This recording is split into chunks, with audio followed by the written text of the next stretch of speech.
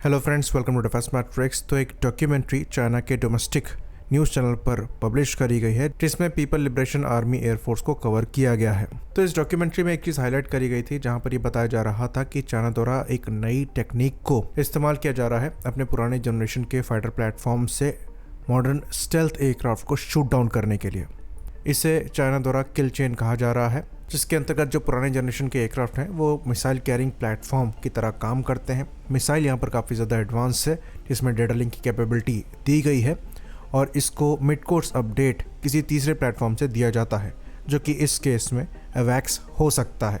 तो basically aircraft missile को launch करता है और टारगेट को एलिमिनेट एवैक्स कर रहा होता है या फिर कोई ग्राउंड बेस्ड रडार भी कर सकता है, जिसकी वजह से जो स्टेल्दी टारगेट है जो कि पुराने जनरेशन का एयरक्राफ्ट नहीं देख सकता उसको देखने की रिक्वायरमेंट पड़ती भी नहीं है। जो ग्राउंड बेस्ड डिफरेंट फ्रिक्वेंसीज के रडार हैं वो स्टेल्थ टारगेट को फ्लैग करते हैं, फिर एवैक्स जो कि ज़्यादा पावरफुल वाले रडार के साथ आता है वो टारगेट को एलिमिनेट करता है और मिसाइल उसी को फॉलो करते हुए टारगेट को शूट डाउन करती है। इस केस में जो एयरक्राफ्ट टारगेट किया जा रहा है उसको प्रॉपर वार्निंग भी नहीं मिल पाती है क्योंकि जो एयरक्राफ्ट एक्चुअल में मिसाइल शूट कर रहा है वो टारगेट को लॉक नहीं कर रहा होता है। तो इसकी पॉसिबिलिटी भी बढ़ जाती है कि वो टारगेट के ज़्यादा पास होकर भी उसको बिना रडार से ट्रैक किए हुए मिसाइल लॉन्च कर दे, तो बिना वार्निंग के मिसाइल आकर टारगेट को हिट कर सकती है। तो ये इस टेक्निक को किल चेन कह रहे हैं, पर इसको कोलैबोरेटिव एंगेजमेंट का आप एक्सटेंशन कह सकते हैं। कोलैबोरेटिव एंगेजमेंट जैसे कि हम जानते हैं इसके अंतर्गत जो मिसाइल फायर करी जा रही होती है वो डेटा लिंक से लैस होती है और जो एयरक्राफ्ट इसे फायर कर रहा होता है वो इसे गाइड नहीं करता बल्कि दूसरा एयरक्राफ्ट गाइड कर रहा होता है। ये टेक्निक हम भी प्रूव कर चुके हैं।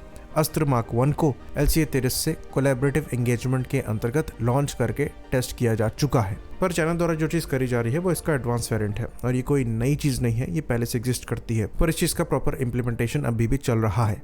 तो इसके लिए जो सबसे इंपॉर्टेंट चीज़ है वो ये है कि आपके सारे प्लेटफॉर्म इंडिजिनस होने चाहिए, तभी आपके पास पूरा एक्सेस होगा और आप उसकी कैपेबिलिटी को कम्प्लीटली एक्सप्लॉइट कर पाएंगे।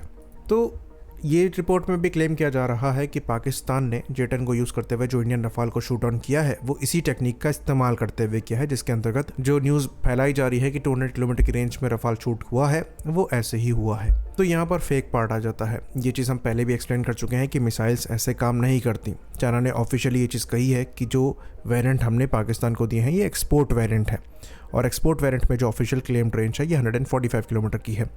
अगर हम ये मान भी लेते हैं कि ये चाइनीज़ वेरिएंट भी हैं तो वहाँ पर भी जो रेंज है वो 190 किलोमीटर से ज़्यादा की नहीं है। तो मैक्स रेंज में किसी भी टारगेट को हिट करना बहुत ज़्यादा मुश्किल होता है क्योंकि ये आप अचीव ही काफ़ी आइडियल सिनेरियो में कर पाते हैं, जिसके अंतर्गत एक सर्टेन एल्टीट्यूड से आपको मिसाइल लॉन्च करनी है। टारगेट की पोजीशन भी एक सर्टेन होनी चाहिए, फिर टारगेट कुछ रिएक्ट भी ना करे मिसाइल के आने पर, तभी ये पॉसिबल है। साथ में अगर टारगेट आपसे दूर भाग रहा है तो ये जो मैक्सिमम रेंज बताई जाती है एंगेजमेंट की, ये 50% की अप्रॉक्स हो जाती है। और सबसे बड़ी बात, जो पाकिस्तानी एवैक्स हैं ये स्वीडिश ओरिजिन के हैं, तो दोनों प्लेटफॉर्म के प्रोटोकॉल्स डिफरेंट हैं। जो चाइनीज़ एवैक्स पाकिस्तान की सर्विस में थे वो इस कॉन्फ्लिक्ट से पहले ही रिटायर कर चुके थे, तो उन्होंने अपने साब एरिया ही यहाँ पर इस्तेमाल किए हैं। तो पाकिस्तानी केस में जो भी चीज़ लॉजिक बनाती है वो पॉसिबल नहीं है। इवन कई चाइनीज़ एक्सपर्ट भी इस क्लेम के अगेंस्ट जा रहे हैं। फ्यूचर में जब पाकिस्तान के पास चाइनीज एवैक्स हो जाएंगे तो ये चीज़ पॉसिबल होगी, पर अभी नहीं है। तो पाकिस्तान और इंडिया के रिगार्ड में ये जो 200 किलोमीटर वाला क्लेम है ये पूरी तरीके से बोगस है। तो ये जो रॉयटर्स का आर्टिकल है इसको लेकर आप किसी भी एक्सपर्ट से बात करेंगे तो क्लियरली ये कहेगा कि ये पॉसिबल नहीं है। हमारी जो परेशानी है ये इंडियन एयरफोर्स के साथ है और इंडिया के मिनिस्ट्री ऑफ डिफेंस के साथ है, क्योंकि अगर आपको फर्क नहीं पड़ता कि आपके अगेंस्ट में क्या लिखा जा रहा है, आप उसको रिस्पॉन्ड करके फेक भी नहीं बता सकते, आपको फर्क भी नहीं पड़ता कि आपकी इमेज क्या बन रही है, तो फिर हमारा भी डिफेंड करना बनता नहीं है। फिर हमारी क्रेडिबिलिटी पर भी क्वेश्चन उठ जाता है, क्योंकि फिर सवाल ये उठ जाएगा कि अगर एयरफोर्स ही कुछ नहीं बोल रही है तो हम क्यों डिफेंड कर रहे हैं, हमारे पास क्या फैक्ट्स है। इसलिए हमने डिटेल में इसके बारे में बात नहीं करी। हम यहाँ पर बस अपना ओपिनियन दे रहे हैं कि ये चीज़ अगर आप फैक्ट्स को देखेंगे और फिजिक्स को देखेंगे तो पॉसिबल नहीं है। खैर, अब आते हैं किल चेन पर। तो ये फैक्ट है कि फ्यूचर यही है और ये चीज़ हम अपने पास के कई वीडियोस में डिस्कस कर चुके हैं कि जो आपके फाइटर प्लेटफॉर्म है ये अब मेनली वेपन कैरिंग प्लेटफॉर्म बन के रह गए हैं। जो आपके वेपन्स हैं ये स्मार्ट हो गए हैं, ये टारगेट को ढूंढ कर उन्हें हिट कर सकते हैं और आपको ज़्यादा इसमें एफर्ट लेना नहीं है। फोकस जो है वो सेंसर्स पर है, ISR पर है और नेटवर्किंग कैपेबिलिटी पर है। बेसिकली आपका डेटा लिंक स्ट्रांग होना चाहिए ताकि जो एयरक्राफ्टर्स को रियल टाइम डेटा मिलता रहे डिफरेंट सेंसर से आ रही इन्फॉर्मेशन का। और इसलिए मैन अनमैन टीमिंग सिस्टम के जो कॉन्सेप्ट हैं वो इतना बढ़ रहे हैं, जिसके अंतर्गत जो अनमैन्ड एयरक्राफ्ट हैं ये आपका वेपन कैरिंग प्लेटफॉर्म के रूप में भी काम करेंगे, एक्स्ट्रा सेंसर के रूप में भी काम करेंगे और इनको आप कंट्रोल करेंगे मैन्ड एयरक्राफ्ट से। तो अब ये प्लेटफॉर्म कितना हार्ड मनूवर कर सकते हैं, इनकी मैक्सिमम स्पीड क्या है, ये अब सेकेंडरी फैक्टर हो गया है। एंड्योरेंस यहाँ पर इंपॉर्टेंट है और सिग्निफिकेंट मनोवरेबिलिटी और स्पीड होनी चाहिए, ये मैटर करता है। पर वेपन्स सबसे ज़्यादा मैटर करते हैं। आपकी मिसाइल की कैपेबिलिटी क्या है ये मैटर करती है, प्लस आपकी नेटवर्किंग कितनी स्ट्रांग है ये मैटर करती है। और ये बिना कंप्लीट इंडिजनाइजेशन अचीव किए हुए नहीं होगा। तो आपके सेंसर्स पे इंडिजिनस होना चाहिए, वेपन्स पे इंडिजिनस होना चाहिए और वेपन फायरिंग प्लेटफॉर्म पे इंडिजिनस होने चाहिए। तो इस मामले में चाइना बहुत आगे निकल चुका है और इसलिए वो कोलैबोरेटिव एंगेजमेंट या फिर किल चेन को प्रॉपरली डेमोन्स्ट्रेट कर पा रहे हैं। हमारे केस में ये लिमिटेड है, इसलिए कहा जाता है कि इंडिजनाइजेशन यहाँ पर मैटर करता है। अच्छी बात यहाँ पर ये है कि जितने भी हम अवैक्स फ्यूचर में लेंगे ये कम्प्लीटली इंडिजिनस होने वाले हैं। मोस्टली जो प्लेटफॉर्म हम लेंगे वो कम्प्लीटली इंडिजिनस होने वाले हैं।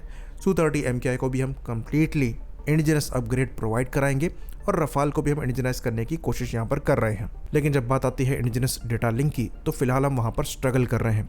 पहली बात तो डेटा लिंक को हमने अडॉप्ट ही काफ़ी लेट किया है और फिलहाल हमारे द्वारा जो सॉफ्टवेयर डिफाइंड रेडियोस इस्तेमाल किए जा रहे हैं ये इम्पोर्टेड है और कुछ कुछ केस में तो डिफरेंट है। इवन रफाल का डेटा लिंक बिल्कुल डिफरेंट है, फ्रेंच है। वहीं पर बाकी प्लेटफॉर्म में हम इजरायली बीनेट को इंटीग्रेट कर रहे हैं। साथ में आर्मी और नेवी की अलग कहानी चल रही है। तो जब तक एक स्टैंडर्ड सेट नहीं होगा तब तक आप ट्रू सेंस में नेटवर्किंग ऑपरेशंस नहीं कर पाएंगे। एक अच्छी बात यहाँ पर यह है कि डोमेस्टिक डेवलपमेंट SDR के चल रहे हैं। कुछ ही दिनों पहले हमने बताया था कि HAL द्वारा SDR1 और SDR2 को बनाया जा रहा है जो कि बीनेट जैसी कैपेबिलिटी आपको प्रोवाइड कराएंगे। तो यहाँ पर जो इंटीग्रेशन है ये खाली फाइटर प्लेटफॉर्म या फिर आपके रडार्स और डिफरेंट सेंसर्स में नहीं होता है, पर वेपन्स में भी इंटीग्रेशन होता है।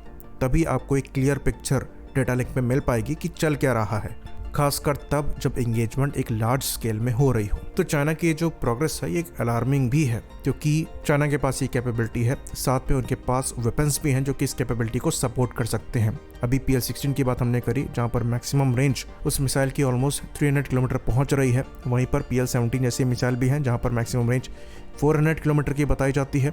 और अगर ये किल चेन के थ्रू टारगेटिंग एज करेंगे तो ये इंडिया के लिए प्रॉब्लमेटिक बन जाएगा। साथ में ये अपने अवैक्स भी पाकिस्तान को दे रहे हैं तो उनके पास भी सिमिलर कैपेबिलिटी आ सकती है। तो इसलिए बहुत ज़रूरी हो जाता है कि हम अपनी लॉन्ग रेंज मिसाइल डेवलपमेंट और डेटा लिंक डेवलपमेंट को स्पीड अप करें। इंपोर्ट्स स्टॉप गैप की तरह काम कर सकते हैं पर लॉन्ग टर्म में वो हमारे काम नहीं आएंगे। भले ही हम बाहर से लॉन्ग रेंज की मिसाइल्स लेकर आ जाएं, पर प्रॉपर कोलैबोरेटिव एंगेजमेंट की जो कैपेबिलिटी है वो आपको डोमेस्टिक सिस्टम्स के साथ मिलेगी। आई होप इन्फॉर्मेशन यहाँ पर क्लियर रही हो। इसी बात पर इस वीडियो को हम खत्म करेंगे। लाइक करिए, सब्सक्राइब करिए। जय हिंद।